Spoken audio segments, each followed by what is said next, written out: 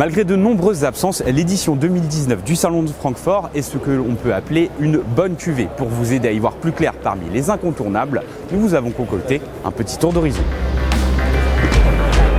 Mercedes accueille un nouveau venu dans sa vaste gamme de SUV, il s'appelle le GLB et comme son nom l'indique, il s'intercale entre le GLA et le GLC. Sa particularité, c'est son design plutôt rustique, authentique, qui mélange aussi l'élégance et surtout il dispose de 7 places en option.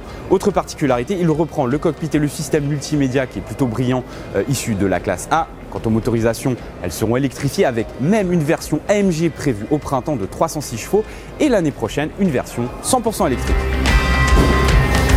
C'est tout simplement la révolution pour cette nouvelle génération de série 1. BMW a totalement changé la donne, la plateforme est nouvelle, ce qui induit désormais un passage à la traction. Fini la propulsion, fini les 6 cylindres, on revient dans le réel avec des 4 cylindres diesel, essence. Si vous voulez en savoir plus, on vous invite à consulter notre site puisque nous l'avons déjà essayé et la compacte est d'ores et déjà disponible à la commande. S'il y a bien un incontournable cette année au Salon de Francfort, il se trouve derrière moi. Il s'agit du nouveau Defender. Près de 70 ans qu'on attendait son remplaçant, le voici derrière. Il bénéficie de toute l'expertise du groupe Jaguar Land Rover, c'est-à-dire une base plus légère, des motorisations plus modernes. Tout est désormais électronique au niveau de la gestion de la transmission. Il peut avoir une garde au sol et un débattement de plus de 15 cm. C'est un baroudeur pur et dur, mais avec le luxe et la modernité. À noter qu'il y aura 2 versions proposées, 3-5 portes, un châssis court, un châssis long. Et une version hybride rechargeable fera son apparition l'année prochaine, suivie peut-être d'une version électrique. Prix de départ, 50 000 €.